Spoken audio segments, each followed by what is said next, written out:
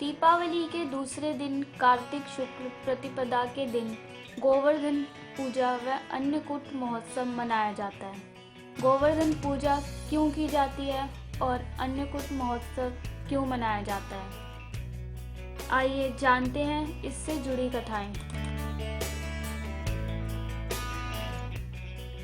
अन्नकूट पर्व मनाने से मनुष्य को लंबी आयु तथा आरोग्य की प्राप्ति होती है। साथ ही दरिद्रता का नाश होकर जीवन पर्याप्त सुख और समृद्धि बनी रहती है। ऐसा माना जाता है कि यदि इस दिन कोई मनुष्य दुखी रहता है तो वह वर्ष भर दुखी ही रहेगा। इसलिए हर मनुष्य को इस दिन प्रसन्न रहकर भगवान श्री कृष्ण के प्रिय अन्नकूट उत्सव को भक्ति पूर्वक तथा आनंद पूर्वक मनाना चाहिए। अन्नकूट पूजा की प्रचलित कथा। एक बार इंद्र ने कुपित होकर ब्रजमंडल में मूसलाधार बारिश की। इस बारिश से ब्रजवासियों को बचाने के लिए श्री कृष्ण ने 7 दिन तक गोवर्धन पर्वत को अपनी छोटी उंगली पर उठाकर इंद्र का मान मर्दन किया था।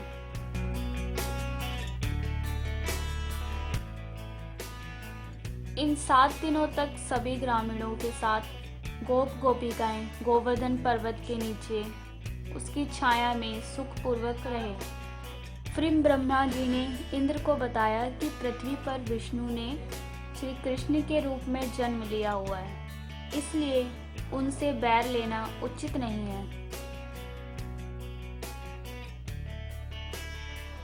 यह जानकर इंद्र ने भगवान श्री कृष्ण से क्षमा याचना की। भगवान श्री कृष्ण ने 7वें दिन गोवर्धन पर्वत को नीचे रखा और हर वर्ष गोवर्धन पूजा करके अन्नकूट उत्सव मनाने की आज्ञा सभी देशवासियों को दी। तभी से यह उत्सव अन्नकूट के नाम से मनाया जाता है। मान्यता है कि अन्नकूट पर्व मनाने से मनुष्य को लंबी आयु तथा उत्तम स्वास्थ्य की प्राप्ति होती है तथा दरिद्रता का नाश होता है और मनुष्य जीवन पर्यंत सुखी और समृद्ध रहता है। ऐसा भी माना जाता है कि यदि इस दिन कोई मनुष्य दुखी रहता है तो वह पूरे साल दुखी ही रहता है।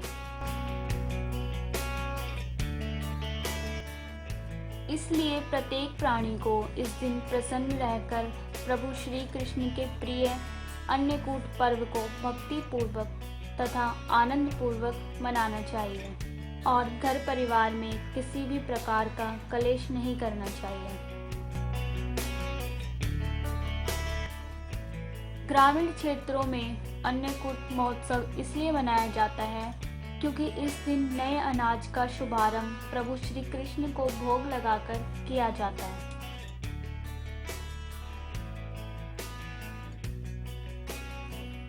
इस दिन गाय बैल आदि पशुओं को स्नान करा के धूप चंदन तथा फूल माला पहनाकर उनका पूजन किया जाता है और गौ माता को मिष्ठान खिलाकर उनकी आरती उतारी जाती है तथा प्रदक्षिणा की जाती है।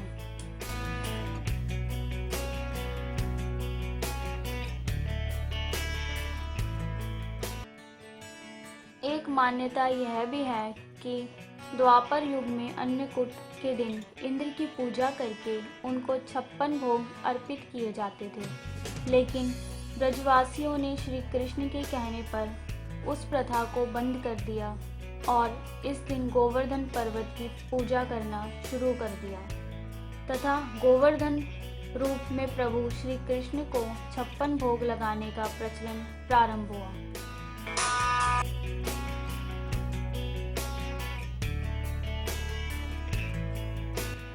अन्नकूट के दिन घर और मंदिरों में विविध प्रकार की खाद्य सामग्रियों से प्रभु श्री कृष्ण को भोग लगाया जाता है। इस दिन गोबर से गोवर्धन की आकृति बनाकर उसके समीप श्री कृष्ण को विराजमान किया जाता है।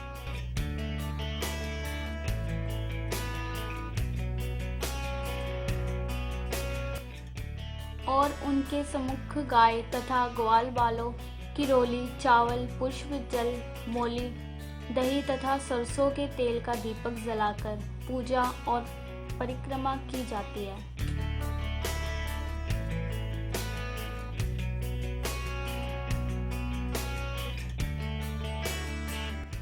इस दिन बलि पूजा, मार्गपाली आदि उत्सव भी मनाए जाते हैं। इसी दिन प्रभु विष्णु ने राजा बलि को पाताल लोक का स्वामी घोषित किया था और इंद्र ने स्वर्ग को सुरक्षित जानकर प्रसन्नता पूर्वक दीपावली मनाई थी।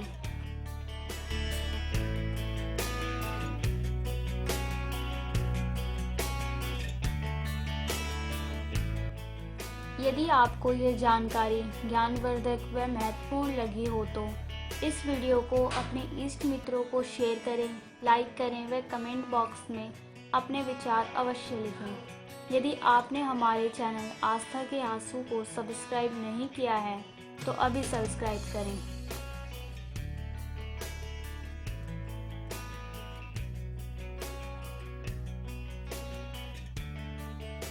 शर्वाणी फिल्म प्रोडक्शन एवं आस्था के आंसू चैनल परिवार की ओर से आपको व आपके परिवार को दीपावली की हार्दिक शुभकामनाएं। जय हिंद।